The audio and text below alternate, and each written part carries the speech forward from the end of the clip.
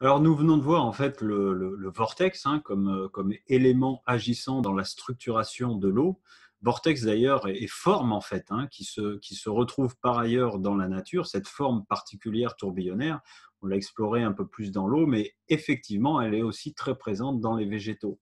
Et cette forme n'est pas anodine, elle n'est pas sans action, elle n'est pas sans activité, sans résonance sur le vivant et donc sur le vivant également sur l'eau, puisque, rappelons-le,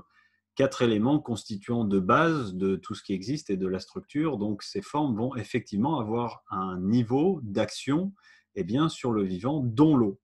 Alors en l'occurrence, pour parler des formes, eh bien, je dirais une voie d'honneur est celle du nombre d'or, puisque ce nombre-là, eh bien, nous pouvons le retrouver. Le nombre est en fait la proportion particulière de ce nombre d'or un peu partout dans la nature. Ici, en l'occurrence, on le voit dans les végétaux ou dans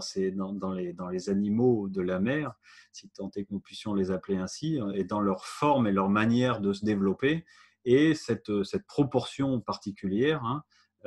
qui a été observée par Fibonacci, la suite de Fibonacci, a donné lieu à de nombreuses constructions, à de nombreuses. Donc, il y en a une multitude, et je ne vais pas développer ici ce sujet-là, mais de constructeurs qui ont repris en fait, hein, les dimensions et les proportions du nombre d'or pour bâtir des édifices. Et par ailleurs, on s'est aperçu que dans le temps, en fait, ces édifices qui étaient construits avec ces proportions-là, eh bien, avaient une faculté de résistance beaucoup plus importante, que ce soit au temps, aux intempéries, mais aussi aux tremblements, aux évolutions de la Terre, etc. Et donc, que ça soit dans le domaine de la construction ou de l'art et de la peinture, par exemple, hein, et des proportions, ou même, évidemment, si on fait le parallèle avec le corps humain, comment est-ce qu'il est structuré, où sont les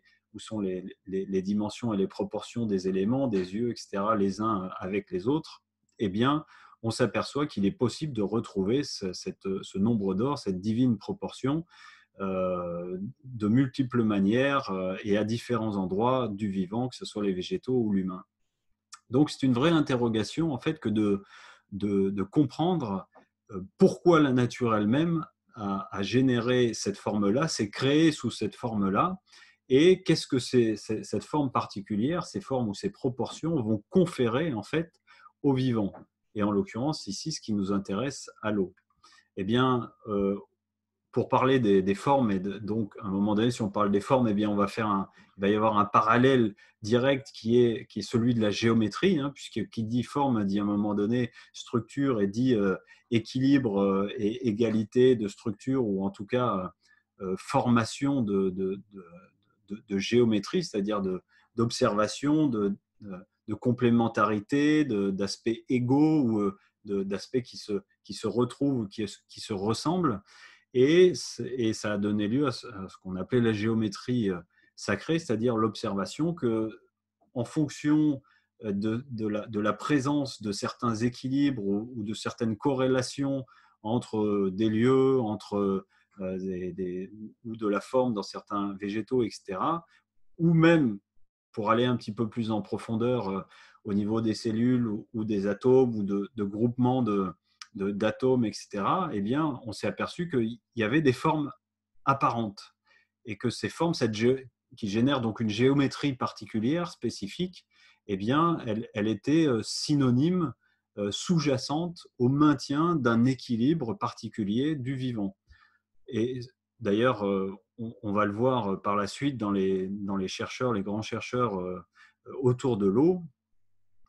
qui a eu des inspirations, et encore une fois, hein, directement liées à la nature, et notamment aux cristaux. Et si on regarde les cristaux de neige, comme on a un exemple ici, eh bien ces cristaux de neige, il en existe des milliers différents, et qui ont une forme et une géométrie extrêmement précises et extrêmement, je dirais, harmonieuse, équilibrée, puisque on peut retrouver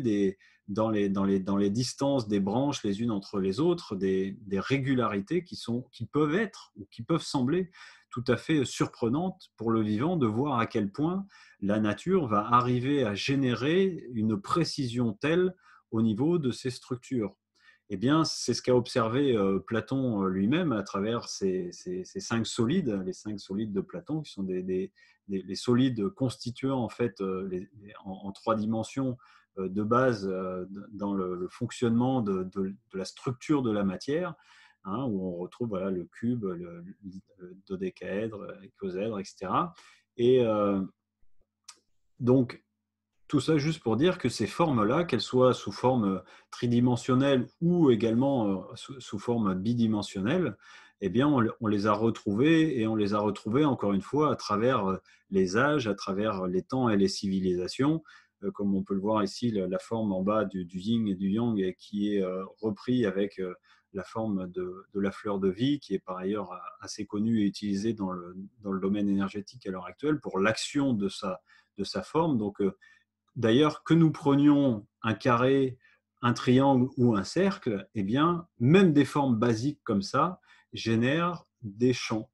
d'ondes, ou on pourrait dire des champs vibratoires, ou des champs d'ondes de forme liés donc à la forme. Et ces champs vont avoir un impact sur le vivant. C'est-à-dire que si je trace un cercle, ou si je fais un carré ou un triangle, eh bien, ce qui sera généré en termes de champs ou d'ondes va être différent en fonction du carré ou du triangle. Ce qui finalement, dans un aspect tout à fait logique, semble évident, hein, qu'un carré c'est différent d'un triangle. Ce qui est peut-être moins évident, c'est de comprendre qu'une forme est génératrice d'un champ particulier, d'un champ d'ondes lié à la forme. Il faut bien voir aussi une chose, et ce sera un point éventuellement à aborder dans l'approfondissement, c'est que tout cela est lié également à un expérimentateur qui va ou dessiner la forme ou utiliser la forme dans un but précis, et que son intention, son interaction avec son objet d'expérience, la forme ici en l'occurrence, en question, eh bien, va amener également quelque chose d'autre de particulier. Et donc, il va y avoir également, en fonction de l'expérimentateur, de sa manière d'être, d'agir, d'être en relation avec la forme ou de l'utiliser, va générer des nuances dans les résultats des observations et des expériences. Pour autant, quoi qu'il en soit, nous pouvons observer que la nature est construite sur des bases que sont celles de la géométrie des mathématiques, et que ceci a un ordre, a une organisation particulière, et que les formes elles-mêmes sont agissantes. Et ce qu'on s'est aperçu, eh bien, c'est que quand on soumettait l'eau d'ailleurs génère elle-même des formes, hein, une goutte d'eau qui tombe dans de l'eau, on a une formation par onde circulaire, qui est d'ailleurs tout à fait surprenante, hein. Et ce qui est encore plus étonnant, c'est que quand je vais avoir un premier cercle qui va au niveau de l'eau sous une forme d'onde régulière, hein, et particulière, et que je fais tomber une deuxième goutte d'eau à côté dans le champ de rayonnement de cette première onde, eh bien, il va y avoir une interpénétration des ondes, et chacune va poursuivre son cheminement sans être perturbée par l'autre. Rien que cette observation basique de la nature au niveau de l'eau est totalement incroyable et spectaculaire, puisqu'on peut se demander comment ce phénomène d'onde peut se poursuivre sans être perturbé par un autre phénomène dans l'eau de même nature, qui génère des ondes qui s'entrecroisent sans pour autant se diminuer, ou venir simplement s'entrechoquer et puis se perturber, et le phénomène s'arrêter. Non, ça se poursuit. Et ça, c'est vraiment extraordinaire. Et bien évidemment, ne serait-ce que le fait de se poser cette question-là de comment est-ce que ce phénomène est-il possible au niveau de l'eau, nous amène à entrevoir plein de compréhensions sur ce qu'est l'eau et sur la manière dont elle fonctionne au niveau du vivant. Et l'eau elle-même, eh bien, a la capacité, la particularité, et quelque part c'est un petit peu logique aussi, puisque en fait, un des rôles de l'eau dans la nature, eh bien, c'est de capter, hein. Si l'eau ne captait pas, eh bien, par exemple, je ne pourrais pas nettoyer une assiette dans ma cuisine, parce qu'elle n'aurait pas cette faculté de pouvoir enlever la crasse, hein, ou ce qu'il y a. Je dis une assiette, mais ça peut être pour le nettoyage d'un vêtement, c'est exactement pareil. Jamais un vêtement ne pourrait être nettoyé, hein, avec de l'eau, même si on utilise des détergents, mais on peut nettoyer aussi avec de l'eau, si l'eau n'avait pas cette capacité de pouvoir capter, de pouvoir prendre quelque chose et de pouvoir le transporter, hein, le transmuter, le transporter et puis l'évacuer ailleurs. Donc c'est une des fonctions de base de l'eau est de pouvoir capter quelque chose. Et cette fonction, en fait, on pourrait dire physique de l'eau, qui est de capter et de transporter, eh bien cette fonction, elle existe à tous les étages en fait je dirais du vivant ou de ce que la matière génère, émet. Et comme la matière émet également des champs de vibration en fonction des formes, eh bien l'eau va simplement capter également un champ vibratoire émis par une forme. C'est pour ça qu'on peut utiliser ces formes-là de la géométrie pour pouvoir, ce qu'on appelle dynamiser ou vitaliser de l'eau. Et c'est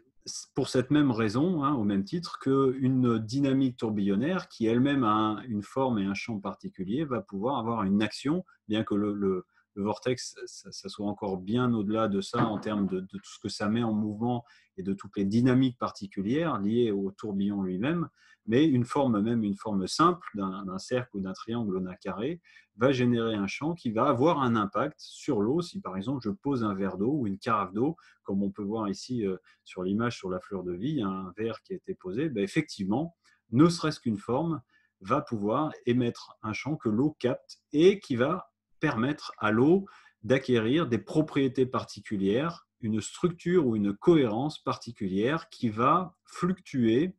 ou dont les nuances vont varier en fonction de la forme utilisée. Donc là, on est plus dans le domaine de la géométrie et de la forme, qu'il est néanmoins intéressant d'entrevoir, d'apercevoir, puisque ceci est agissant sur l'eau et c'est un autre angle de vue sur l'eau et sur la forme.